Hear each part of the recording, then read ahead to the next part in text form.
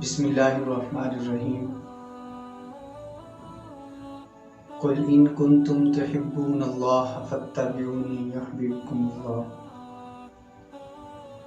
قال النبی صلی اللہ علیہ وسلم سحقا سحقا لمن غیر بعدی او کما قال۔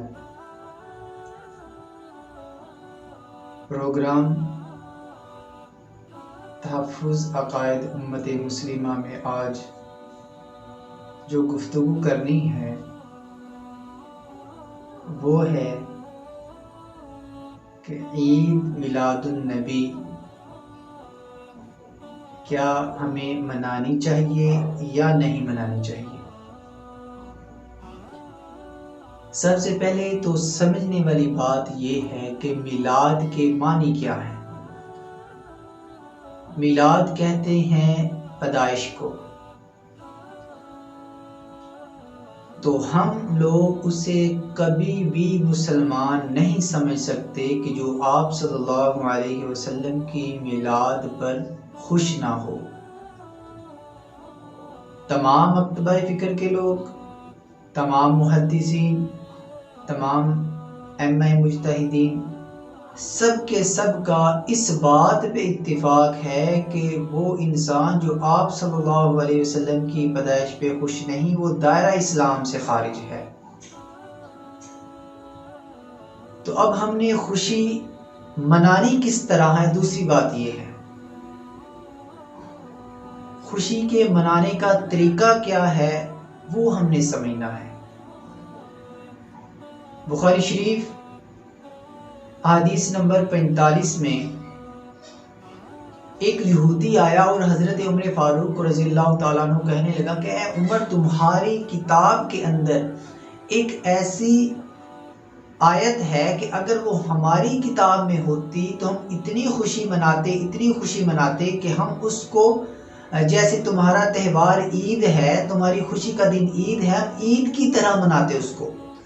حضرت عمر فاروق رضی اللہ تعالیٰ عنہ اس سے پوچھنے لگے کہ بتاؤ وہ کون سی آیت ہے، تو وہ کہنے لگا کہ قرآن مجید میں اللہ رب العزت نے فرمایا الیوم اکملت لکم دینکم واتممت علیکم نعمتی ورضیت لکم الاسلام دینا، کہ کائنات کے لوگوں ہم نے تمہارے اوپر تمہارے دین کو مکمل کر دیا ہے، اب اس میں کسی اور چیز کی کوئی بھی گنجائش نہیں ہے۔ تو کہنے لگا کہ یہ آیت جو ہے اگر ہماری کتاب میں ہوتی تو ہم اس کو خوشیاں مناتے اس دن۔ تو حضرت عمر فاروق رضی اللہ تعالیٰ عنہ کہنے لگے کہ اے یہودی، میں اس وقت وہاں موجود تھا کہ جس وقت یہ آیت آپ صلی اللہ علیہ وسلم کے اوپر نازل ہوئی، اور میں اس جگہ کو بھی جانتا ہوں کہ جس جگہ پر یہ حدیث نازل ہوئی، لیکن ہم خوشی کیوں نہیں مناتے؟ اس لیے کہ آپ صلی اللہ علیہ وسلم نے خوشی نہیں منائی۔ اس سے اگلی حدیث بخاری شریف کی 46 نمبر، اس میں حضرت علی المرتضیٰ رضی اللہ تعالیٰ عنہ نے دیکھا کہ عید کے دن ایک آدمی اشراق کی نماز پڑھ رہا ہے، نوافل پڑھ رہا ہے 2 رکعت۔ تو حضرت علی المرتضیٰ رضی اللہ تعالیٰ عنہ نے اسے کہا کہ یہ تم کیا عمل کر رہے ہو؟ تو وہ کہنے لگا کہ مجھے امید ہے کہ اللہ رب العزت مجھے اس عمل کے کرنے پہ گناہ نہیں دیں گے۔ تو حضرت علی رضی اللہ تعالیٰ عنہ فرمانے لگے مجھے یقین ہے اللہ رب العزت کی ذات پر کہ تجھے اس پہ ضرور جو ہے نا وہ عذاب ملے گا، گناہ ملے گا، اس لیے کہ تو وہ عمل کر رہا ہے کہ جو عمل آپ صلی اللہ علیہ وسلم نے نہ کیا اور نہ اس کے کرنے کا حکم دیا۔ تو میرے بھائیو، آپ صلی اللہ علیہ وسلم جس دن پیدا ہوئے آپ کا کیا عمل تھا؟ آپ صلی اللہ علیہ وسلم سوموار والے دن کا روزہ رکھا کرتے تھے، اس لیے کہ آپ نے فرمایا کہ میں اس دن پیدا ہوا ہوں، اس لیے میں اللہ رب العزت کا شکر ادا کرتا ہوں، اس لیے میں روزہ رکھتا ہوں۔ اور آج ہماری کیا حالت ہے؟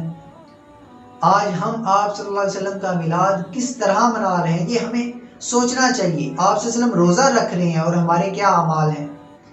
یہ کسی کو چوٹ پہنچانے کا ذریعہ نہیں ہے، کسی کو دکھ پہنچانے کے لیے میں یہ الفاظ نہیں کہہ رہا، بلکہ سمجھانے کے طور پہ کہہ رہا ہوں کہ آپ صلی اللہ علیہ وسلم نے میرے بھائیوں ایسا کوئی عمل نہیں کیا آپ جتنی بھی تاریخ کی کتابیں اٹھا کے دیکھ لیں یا حدیث کی کتابیں اٹھا کے دیکھ لیں، کہیں بھی اس کا تذکرہ نہیں ملتا۔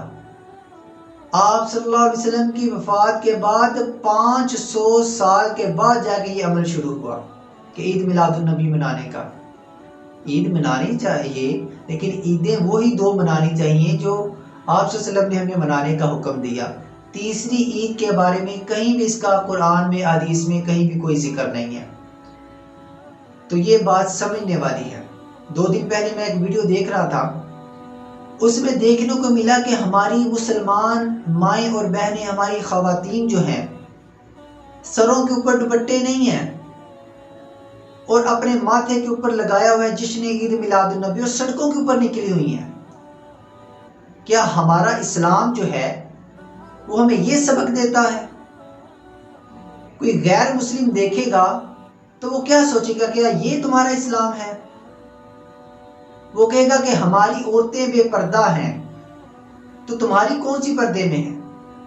ہماری عورتیں بازاروں میں ننگے سر جا رہی ہیں اور لباس اس طرح کا پہنا ہوا ہے، تمہاری کون سی عورتیں جو ہے نا وہ با پردہ ہو کر گھر میں بیٹھی ہوئی ہیں؟ کیا ہمارے اسلام کا یہ چہرہ ہے جو ہم لوگوں کو دکھلانے کی کوشش کر رہے ہیں؟ وہ چیز دیکھ کر ابھی تک میرا غصہ کم نہیں ہوا کہ ہم نے اپنے دین کو کون سا رنگ دیا ہوا ہے۔ ہم لوگوں کو کیا دکھلانا چاہتے ہیں کہ ہمارا یہ اسلام ہے، ہمارا یہ دین ہے؟ تو عرض یہ ہے، ہاتھ جوڑ کر عرض یہ ہے کہ ہم اپنے اسلام کو، اپنے دین کو بگاڑے نہیں۔ ایک حدیث بیان کرتا ہوں، کل قیامت والے دن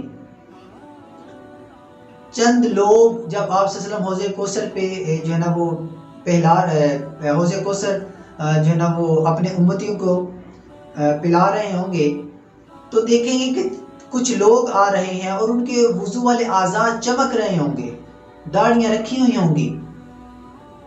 جب وہ قریب آئیں گے تو انہیں روک دیا جائے گا۔ آپ صلی اللہ علیہ وسلم انہیں کہیں گے کہ آنے دیجیے، یہ میرے امتی ہیں، میں انہیں حوض کوثر پلاؤں۔ آپ صلی اللہ علیہ وسلم کو کہا جائے گا کہ یا رسول اللہ، یہ وہ لوگ ہیں کہ جنہوں نے آپ کے کامل اور مکمل دین کے اندر اپنی طرف سے بدعات کو داخل کر دیا، آپ کے دین کا نقشہ تبدیل کر کے رکھ دیا۔ تو آپ صلی اللہ علیہ وسلم غصے میں آ جائیں گے اور وہ کہیں گے سحقن سحقن لمن غیر عبادی، کہ انہیں لے جائیں اور میری نظروں سے دور کر دیں، انہیں اٹھا کے جہنم کے نچلے درجے میں پھینک دیں۔ تو ہمیں سوچنا چاہیے اس بات کے اوپر کہ میلاد منانا، میلاد کی خوشی کرنا، یہ تمام مکتبہ فکر کے لوگ سمجھتے ہیں کہ خوشی کرنی چاہیے۔ جو خوشی نہیں کرتا یا جس کو خوشی نہیں ہے وہ دار اسلام سے خارج ہے۔ دوسری بات، خوشی ہمیں کس طرح کرنی ہے؟ جس طرح آپ صلی اللہ علیہ وسلم نے کی، آپ صلی اللہ علیہ وسلم روزہ رکھا کرتے تھے، ہمیں روزہ رکھنا چاہیے۔ میں بتا رہا تھا کہ 500 سال کے بعد یہ جو ہے نا وہ عید منانے والا جو ہے نا وہ رواج شروع ہو گیا۔ اور آج کل ہماری عورتیں بازاروں میں ننگے سر اور جشن عید میلاد النبی، یہ لوگوں کو کیا ہم دکھا رہے ہیں، کیا سبق دے رہے ہیں کہ ہمارے یہ دین اور اسلام ہے اور ہمیں یہ سبق دیتا ہے۔ خدا را اپنے دین کا چہرہ تبدیل نہ کیجیے تاکہ لوگ ہم سے اور متنفر نہ ہو جائیں۔ تو امید کرتا ہوں کہ آپ تمام احباب اس کو سمجھیں گے اور اس پہ عمل کرنے کی کوشش کریں گے۔ وآخر دعوانا الحمدللہ رب العالمین۔